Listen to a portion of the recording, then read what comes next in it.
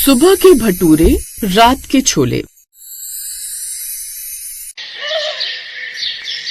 आशा देवी अपने बेटे तरुण के लिए बहू ढूंढ रही थी। तरुण एक छोटी सी जॉब करता था और उसके पिता रिटायर थे, इसलिए आशा देवी को एक जॉब वाली बहू चाहिए थी ताकि घर के खर्चे में कुछ मदद हो सके। आशा देवी की एक बेटी थी जिसका नाम पूनम था। ऐसे ही एक दिन पूनम बोली, ये क्या माँ, आज भी तुम्हें वो लड़की पसंद नहीं आई? वो तो कितनी अच्छी थी। बेटा, मैंने तुझे कहा ना कि मुझे जॉब वाली बहू चाहिए, तो जॉब वाली ही बहू चाहिए, बस बात खत्म। वैसे ही हम लोगों का गुजर बसर नहीं हो रहा। अरे एक बहू आ जाएगी जो घर में बैठी रहेगी तो उसका खर्चा कौन चलाएगा? कल को एक बहू आएगी जो कमाने वाली होगी, उसकी कमाई से हमारा घर खर्च भी कम होगा। चलो माना माँ कि आपको एक जॉब वाली बहू चाहिए, लेकिन क्या गारंटी है कि वो जॉब वाली बहू आप लोगों की इज्जत करेगी?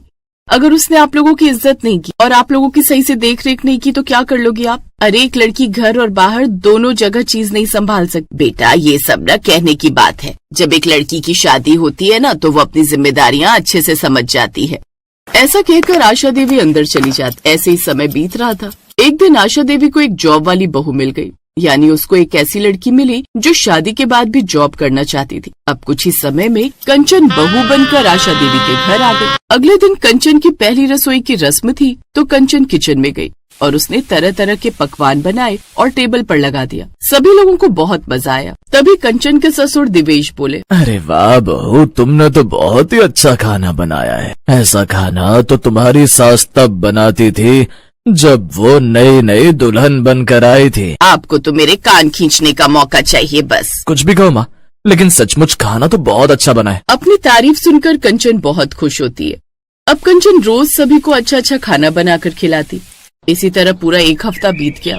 अगली सुबह कंचन उठी तो उसे याद आया कि उसे ऑफिस जाना है और कंचन ने अपने सर पर एक टपली मारते हुए कहा, ओह छुट्टियां खत्म हो गई, आज से मुझे ऑफिस जाना है। अगर मैं नाश्ता बनाने के चक्कर में पड़ी तो मुझे बहुत देर हो जाएगी, लेकिन क्या करूँ, कुछ न कुछ तो करना ही पड़ेगा क्योंकि ससुराल भी जरूरी है और ऑफिस भी। कंचन किचन में जाती है और फ्रिज खोल कर देखती है तो रात के छोले फ्रिज में रखे हुए थे और भटूरे का आटा भी रखा हुआ था। अब कंचन अपने आप से कहती है, कल रात को सभी को छोले भटूरे बहुत पसंद आए थे।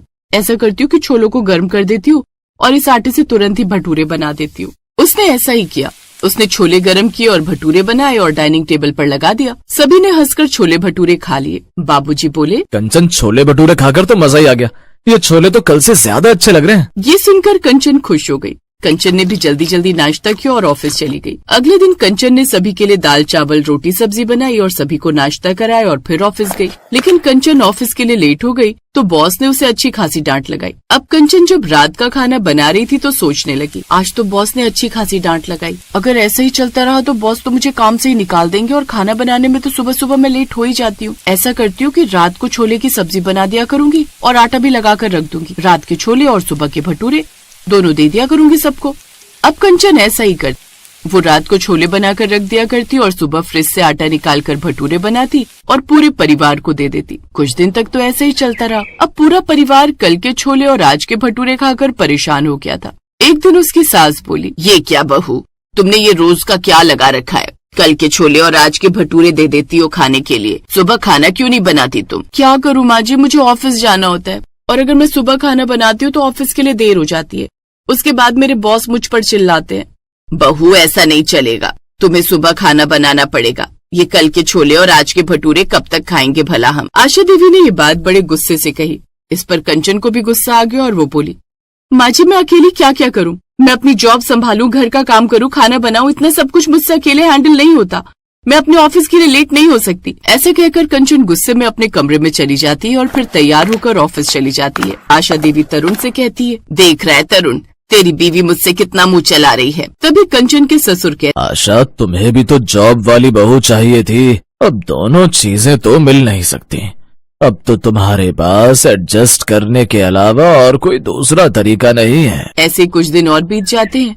एक दिन कंचन के ससुर की तबीयत बहुत खराब हो जाती है। शाम को जब कंचन ऑफिस से घर आती है तो कंचन की सास उससे कहती है, कंचन बेटा, डॉक्टर ने कहा है कि तेरे ससुर जी की तबीयत बहुत ज्यादा ऑयली खाना खाने की वजह से खराब हुई है, तो तू ऐसा कर कि सुबह ताजी ताजी सब्जी और ताजी रोटियां बना दिया कर। माँ जी मैं आपको पहले ही बता चुकी हूँ कि मुझसे ये सब नहीं होगा, मुझे सुबह ऑफिस जाना रहता है। तो ठीक है बहू, आज के बाद मैं सुबह का खाना खुद बना लिया करूंगी, तू बस रात का ही बना दिया कर। और हाँ, रात को खाने में छोले मत बनाना। ठीक है माँ जी। जैसी आपकी मर्जी। तरुण ने भी कंचन और उसकी सास के बीच हो रही बातें सुन ली। वो गुस्से से कंचन से बोला, कंचन, माँ से बात करने का ये क्या तरीका है?